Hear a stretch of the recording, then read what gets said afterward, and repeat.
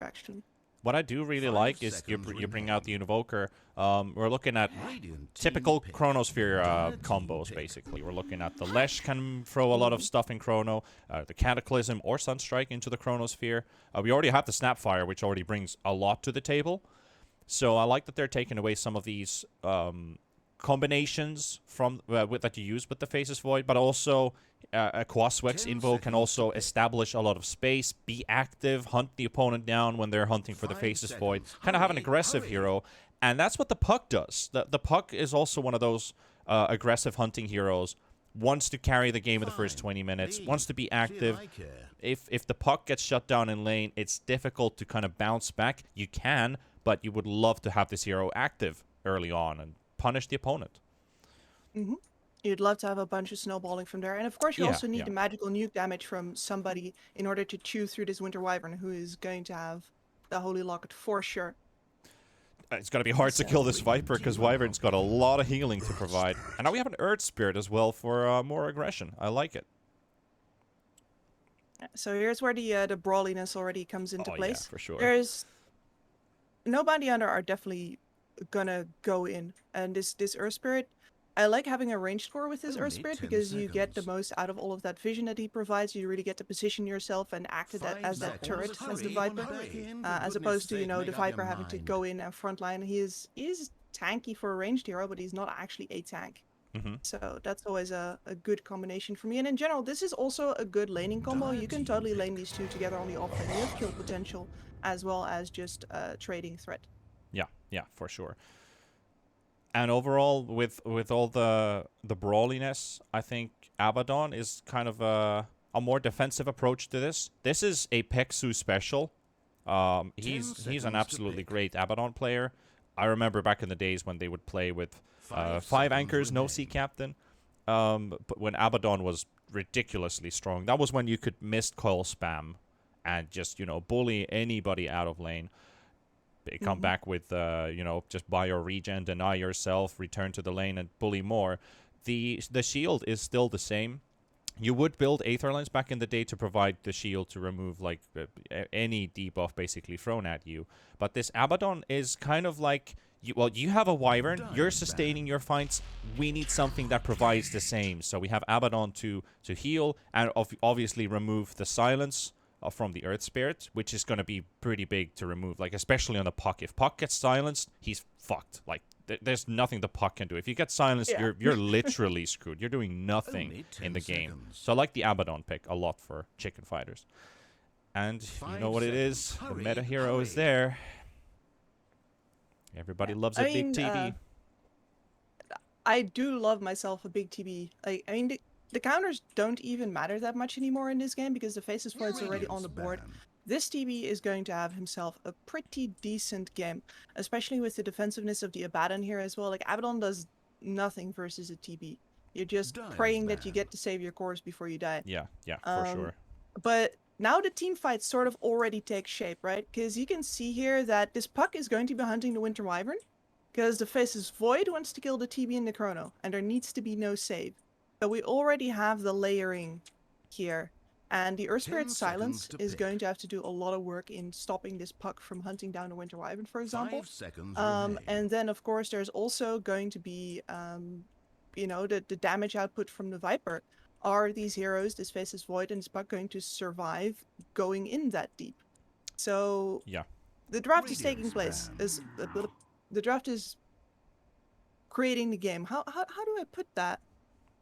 I can see it in my head, and if I'm doing a good job here, you can see it too. Yeah, we're trying to depict basically, or you know, scalp it basically what this game is going to be looking like.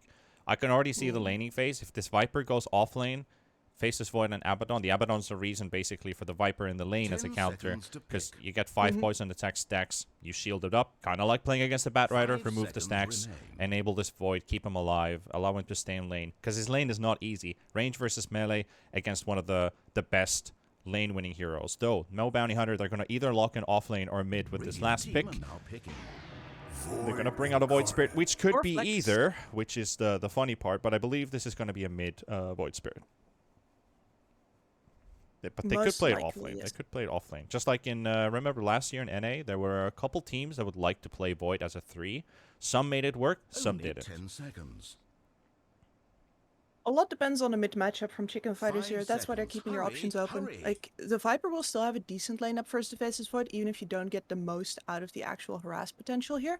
But, of course, if you can win the mid matchup super hard with the Viper, then you'll just put him there, and then, you know, you have an Abaddon Void lane, which has 0 aggressive potential, up versus your Void Spirit, who's going to be more than happy to take all the farm over there. So, Chicken Fighters, they have their work cut out for them here. What do you pick here that's going to win both of these matchups? And the Choose your answer is, hero. oh, Yeah, I was crap. thinking about the Drow for a while because this is the hero you pick against TB. It was left open in the It draft. is. I think it was kind of like, okay, we have to do like a damage assessment here. But I'm surprised that they actually let the Drow through, because this is the only hero that will punch through TB's armor, or the stacks of armor that he has. So this is the most wisest pick, and also kind of feel like Chicken Fighters want to end this game earlier than allowing no bounty hunter to stretch it to late game. That's the real turning point. TB will be stronger than Drow, but you need to get there first. That's the big question. You need to get ultra late for that. The Yes. problem is, though, that Chicken Fighters don't really have the tool set. Like, the reason why I didn't expect his Drow Ranger is, well, A, because I've been watching SEA, and I was praying for TNC to please, please, please pick up a Drow or an Arc versus this TB. He can be countered. And it just didn't happen. But B, also, because this is not actually that amazing of a lineup to pick to Drow into, because your space creation is the damage without you is extremely limited. Supreme needs to have an amazing game. Jibbe and Ira need to be coordinating perfectly with their ultimates in order to, you know, keep the enemy at bay, because their Drow is very fragile. This TB will take towers and will take team fights into her if she is not ahead enough. Like, it's hard. A Drow can always, always, always make a stand versus TB, but her utility outside of the matchup is so limited. So I know that I said I was going to focus on the carry matchup here, but I'm not sure if the good carry matchup will be enough for Charlie to do it here. I'd like to root for it, because finally somebody picks the Drow into the TB. Yeah.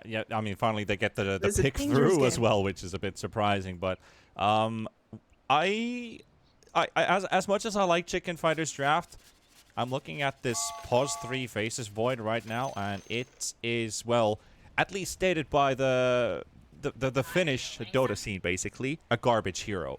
Basically, your pause 3 offlaner does nothing. But in this case, the lane that you're looking at against the TB, you can jump away from the damage you take from Metamorph, and TB is not like a huge threat in the lane for this hero, because that's what the Faces Void is bad at, 30 trading. seconds You until can't trade at digital all with this hero swords. until you hit like level 7, or at least level 6 with Chrono, but you always need a friend. So when you play it as an offlaner in this case, you've got Snapfire most likely with you in the lane. You have trading potential, you have a way of keeping Void safe, you can build farm on this guy, and obviously itemize yourself as an initiator.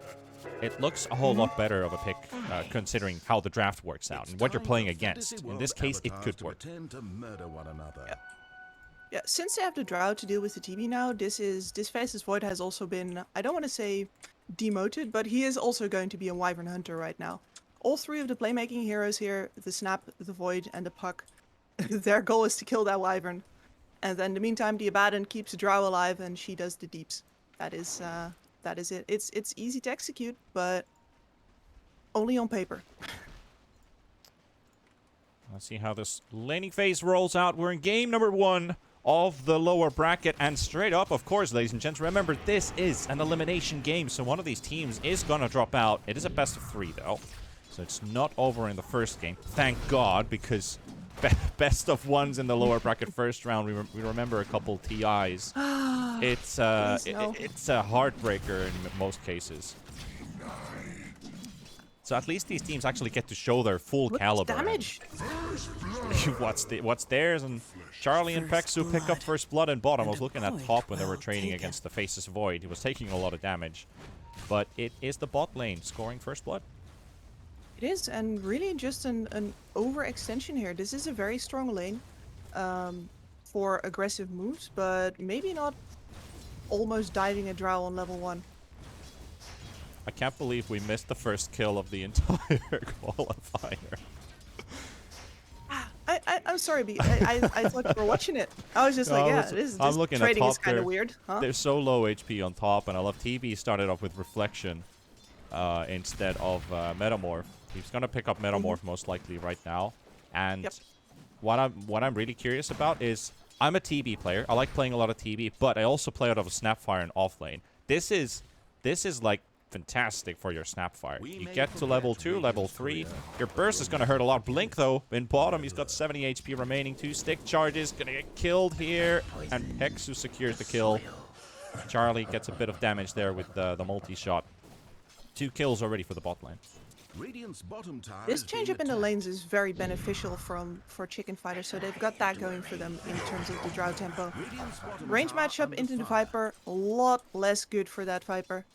He doesn't get the max out of that kiting potential. And then, of course, the Faceless Void is not going to be bothered by that matchup either. He's going to be fine versus the TB up top. I just absolutely love this, having Snapfire against this TB. You can just, you know, if you get a level advantage, you can, with 2 spells, you're doing 60 or 70% of TB's HP pool. He's only 600 HP. We do some quick maths here. 2 points in scatter, 150. Then you have Cookie for 140. This magical damage almost goes straight through. But the problem is they're going to use Metamorph here and drive away the Snap and the Faceless Void. For now, this is the moment when you grow a pair and you drive your opponent out of the lane. Let's see how long this lasts, though, because as soon as this Metamorph is out, if TB is not high enough in level, it just might mean that Chicken Fighters are going to run over this TB and maybe force him all the way into the jungle, but we'll have to see. We'll have to wait. We'll have to see indeed, and at that point it's probably also time for the rotations to come in. Right now we have a Puck versus Void matchup on mid, and it feels strange to still see the mid matchup after this has been one of the standard matchups for... Ooh, this is not looking good here. Cookie available, stun comes out, he's at half HP. Thank God he has 11 armor, so he will be able to live through this, yeah. Sibe already picked up a Ring of Health, so he's got a lot of regen to withstand the nukes from this Wyvern, and that actually makes his laning stage a lot easier now. Yeah, he's going to be able to stay in here even if Era rotates out, which is very much a possibility. But of course the TB also is only threatened by the nuke damage from Era, as we can see with the armor just now. He's using a lot of mana just to try and get that tiny bit of trading potential out there. While Future, what is he? A man on a mission here. Tries to grab the creep wave, This is how he got killed the first time. Yeah, he's trying to grab the creep wave, but a smart read from both Pexu and Charlie to prevent that from happening, and they will keep the lane tranquility. Well, sadly that lane is going to push under the tower, but at least they don't get to yoink the entire wave out of the way. Allowing Charlie to still farm this under the tower. Future. Level 6 on mid. Yeah. Bit of trading there. Low skill getting healed up. I'm very curious about Future. Never seen this guy play before. Norwegian player, joined the roster not too long ago. No Bounty Hunter, always been a team kind of in my books that struggles and survives in a sense. So I wonder what these new players, Low Skill and Future, can provide for No Bounty Hunter. Could be a whole different team now with these 2 additions. It is possible, but the base of this team, in my opinion, is definitely still Ntaki, and he is on a signature hero this game. Of course, like, I've been trying to get to this matchup, but these side lanes keep on brawling, man. Because the Puck versus Void matchup is one of those where both can kill the other. There's a big power spike for the Void Spirit over on the Yule Scepter, but at the same time he also needs that Yule Scepter in order to break the coils with. Because if he gets caught in the coil, otherwise big trouble in bottom though. Pexu Charlie turning around the aggression. Future just rolled in. He was instantly interrupted by Charlie and Pexu. The stun, the slows removed by the Aphotic Shield, and Charlie just turns around. And Viper dying. 3 kills for Chicken Fighters, none for the Bounty Hunters. Yeah, And the most important part here is just that this Drow is farming undisturbed. She's going to have her level 6 before she gets pushed out of lane, which is your goal. Sometimes you do see happen that she doesn't actually make it, but she can go into the jungle with her ult and start farming up a storm. Another Metamorph poked by TB. Get some lane dominance here. This lane is only going to get harder from now, so I think this might be the last Metamorph for him to use here. This is just me kind of trying to read the how do you call it? Damage assessment or something. Something like that, because you know, if he doesn't get, okay, he's getting a lot of levels here. Big importance for Flash to kind of let the TB get as much solo XP as possible. Supreme is coming in. He's going to have to pop the coil, but there's a lot of magical nukes still available. The orb is there. The cookie comes out as well. He's still surviving. Nice 3-man refraction coming out. Supreme, however, dropping low, but they'll take down the TB. They will lose Supreme as a trade, and now Shibe on the run. Future, he doesn't have any abilities remaining as he used both of them on the puck, so it's a carry for a mid. But Entaki, he joins in for the XP. First kill for no bounty. Feels good for them. I think they can... I was gonna say, I think they can even hold the top tower off of that, but instead the Winter Wyvern gets pulled to bottom, where Charlie is under the tower and losing HP fast. Yeah, that's Future trying to run out. Charlie just dies. Charlie dies with the TP. He's gonna have to walk all the way back, and Future's gonna lose his life to Shibe. Doesn't even get to deny himself under the hard camp. But losing the Drow there, and also the TP, and also Peksu. I told you these guys were going to be brawling. Yeah, for sure. 8 kills already in 8 minutes. It's a kill per minute pace, which always tells something good about. Well, in general, we're going to see a lot of brawling. You're correct in that for sure, Kips. And I think the brawliness is going to increase with this Puck Witchblade too. It should, yeah. Supreme really knows that he needs damage this game. Otherwise, outside of the Snapfire ult, and she's not even added that, they just won't have the punching power to take down any of these cores over on the side of no bounty hunter. And Shibe, I wonder what he's actually gonna go for here. I'm gonna bring an Orb of Corrosion for now, just cheap stats, cheap extra damage as well. And the interesting part here is that both of these teams are going to have to bring their carry forward to punch through the towers, even though they'd really rather not want to because their carries are very fragile. But otherwise they simply have no tower damage to offer. So this Drow sneaking into the top lane, would much rather see people on other lanes before she commits. She's gonna come now that she sees Entaki on bot. Yeah, this is a tower trade situation. No bounty hunter is most likely putting pressure in bottom, maybe look for a tower, while chicken fighters are doing the mirror move in top. They're gonna lose Peksu here for sure. He's been sapping XP, trying to keep the creep waves out. But there's a chance for a turnaround. Supreme gets the coil out. They have the Chrono as well. They have the Viper half HP. Supreme trying to deal as much damage as possible. He will miss the cookie. Void Spirit able to get out there in time, but I don't think he's going to live for it. Future coming up with the turnaround. They're going to get Shiba down. They're going to take down the Void. Another Orb flying through from Supreme. They will take down Entaki, and it's a 2 for 2 now. Can they get more from this? The Haste Rune pop. This should be a Dead Earth Spirit. Both spells available for Supreme. Just need to block the boulder. I don't even need to block the boulder. Just silence the boy. Supreme gets a double kill out of this. So they end up trading an offlaner and a support for the offlaner and the mid from no bounty hunter. Very back and forth trades. It is, but this is a big win for chicken fighters. Like, the fact that they knew that Entaki TP bot made that entire thing possible, because it means that they can TP in for the defense while leaving Drow on top without any risk that no bounty hunter is going to do the same thing and TP back to kill their Drow. So they got the tower, they lost some heroes on bot, but they did not actually lose the tower, and now they get to defend that. They get to sap EXP here with their supports as well, so there's the 6 for Era. And life feels good if you're chicken fighters right now, because no bounty hunter still has to punch through that bottom tower. They're going to have to come at that again. They do. And you get to anticipate that.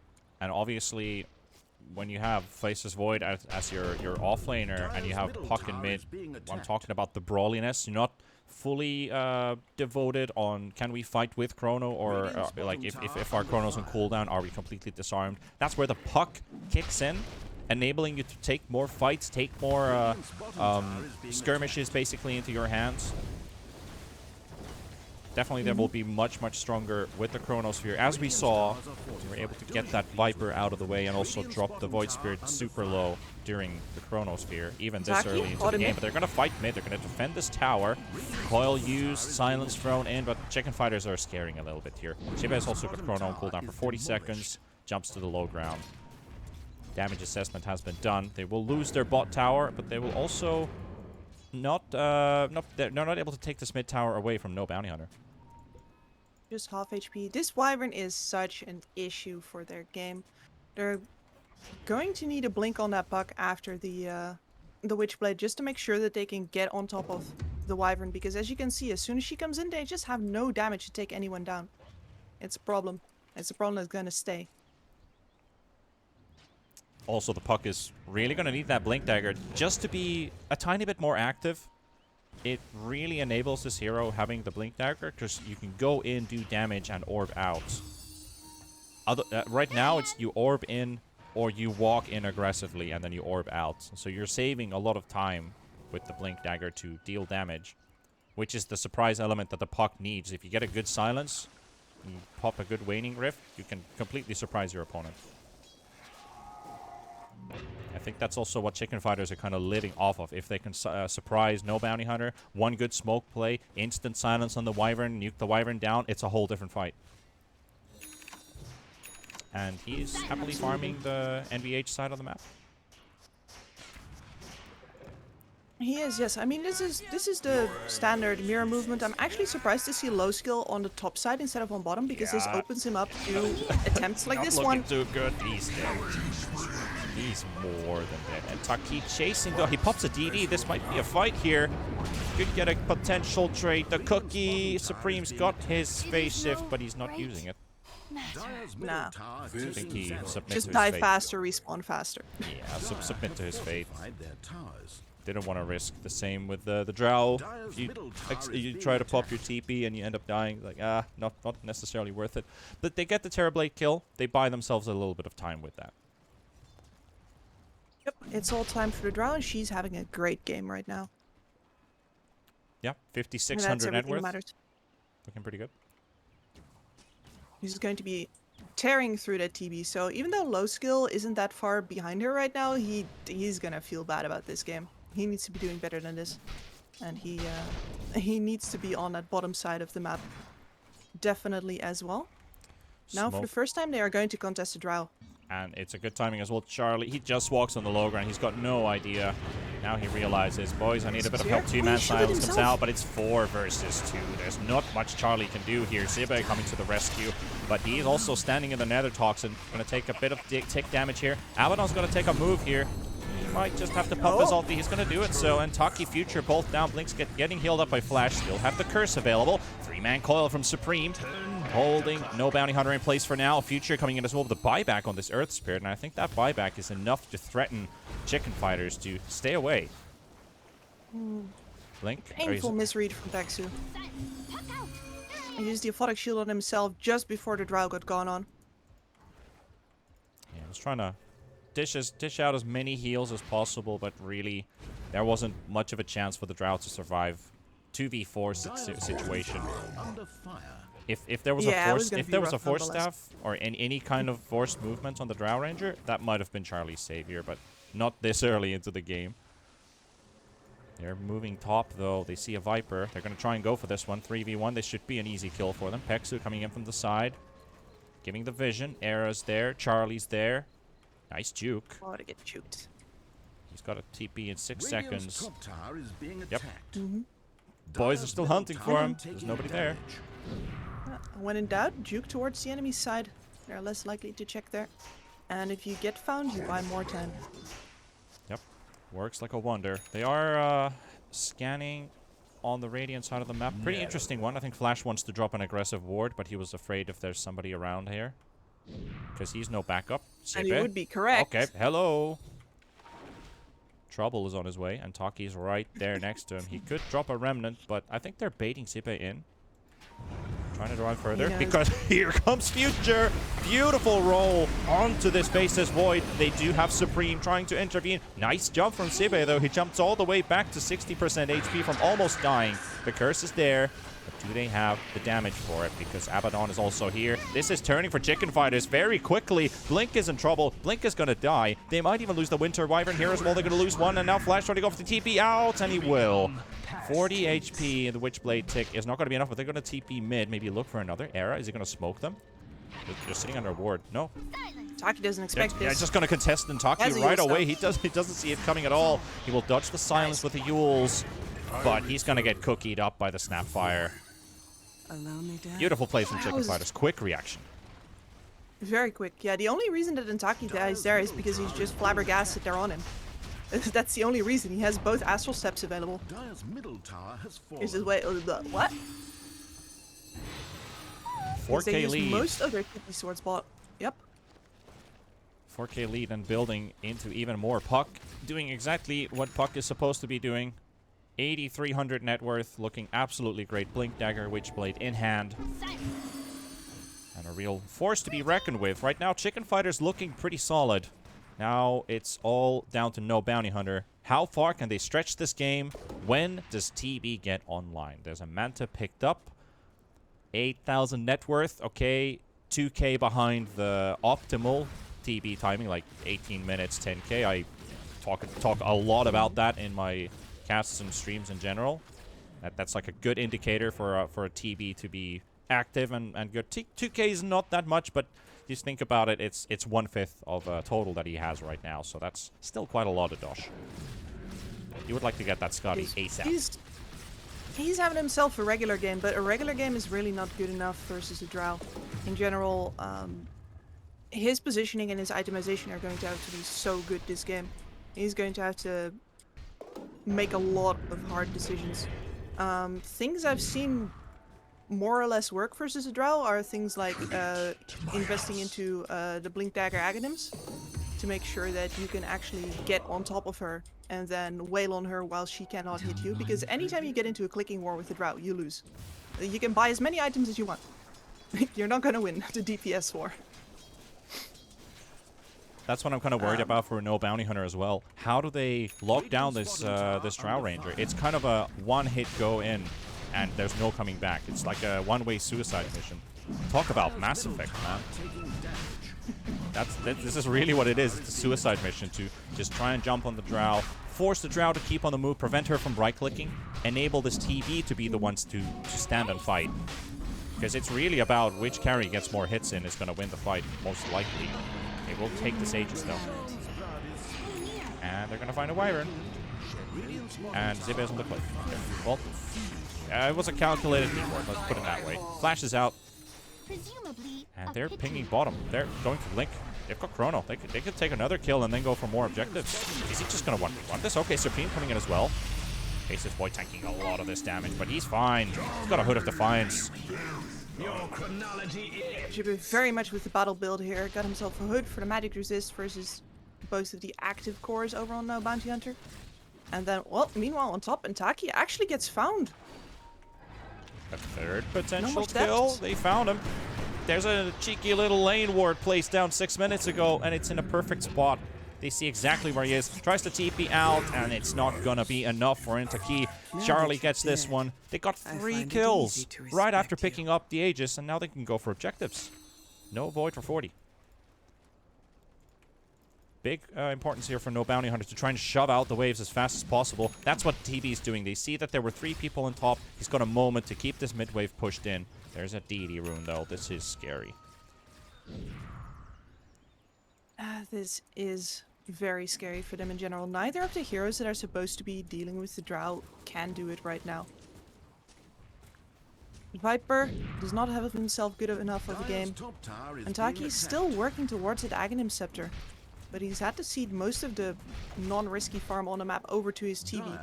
Because you do, at some point, need your TB to have a game, even if he's countered. Yep. They are trying to go for a tier 2 tower trade. They're pushing power. Might be a tiny bit stronger than Chicken Fighters right now. This Drow is going to ramp up a lot in damage. But for No Bounty Hunter, they have to fight against first. The Glyph was used. They're still not making their way towards the tower. They're holding the area in control and suspecting Does Chicken Fighters defend? They don't need to defend. We can just go high ground and push the tier 3 tower here right now. They're going to have to force No Bounty Hunter to come back to their base. They're fighting bot. They're fighting bot. Puck is TPing out. Chrono on 2. They've caught the 2 big ones. The coil is out there as well. No chance for Blink. I don't think there's much of a chance for Low Skill to survive this one either. Look at the Drow. Just shoot those arrows.